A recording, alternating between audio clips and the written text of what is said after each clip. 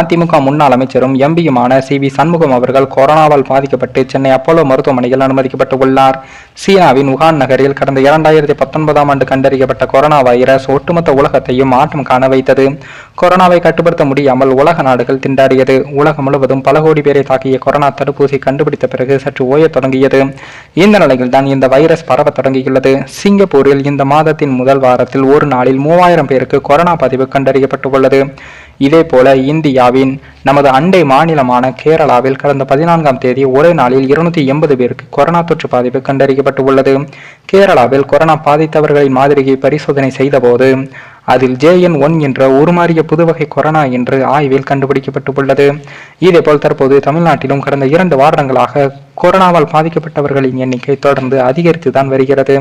கடந்த வாரத்தில் ஓரிரு நபர்களுக்கு மட்டுமே தொற்று பதிவாகி இருந்த நிலையில் கிடுகிடுவென உயர்ந்து 104ஆக அதிகரித்து உள்ளது. தமிழகத்தில் கொரோனாவால் பாதிக்கப்பட்டவர்களின் எண்ணிக்கை 100ஐ தாண்டுவது 2 ஆண்டுகளுக்கு பிறகு இதுவே முதல் முறையாகும்.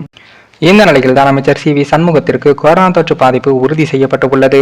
சென்னை அப்போலோ மருத்துவமனையில் சி.வி. சண்முகம் அனுமதிக்கப்பட்டு உள்ளார். தமிழகத்தில் தற்போது கொரோனா சிகிச்சை பெறுபவர்களின் எண்ணிக்கை தொடர்ந்து அதிகரித்து வருவது மக்கள் மத்தியில் சற்று அச்சத்தை ஏற்படுத்தியுள்ளது. தமிழ்நாட்டில் 528 பேருக்கு கொரோனா பரிசோதனையும் செய்யப்பட்டது.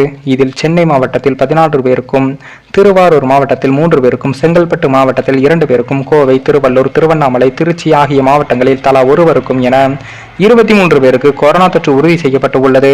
கொரோனா பாதிப்பில் இருந்து 8 பேர் குணமடைந்து வீடு திரும்பினார்கள். மேலும் சிகிச்சை பெறுபவர்களின் எண்ணிக்கை 104ஆக அதிகரித்து உள்ளது. இதேபோல் கொரோனா பாதிப்பால் உயிரிழப்பு எதுவும் ஏற்படவில்லை. இந்த நிலையில் தான் தற்போது அதிமுக முன்னாள் அமைச்சரான சி.வி. சண்முகத்திற்கு தேவையான உயர்தர சிகிச்சைகளை செய்யுமாறு மருத்துவமனைக்கு முதலமைச்சர் ஸ்டாலின் அறிவுறுத்தியுள்ளார்.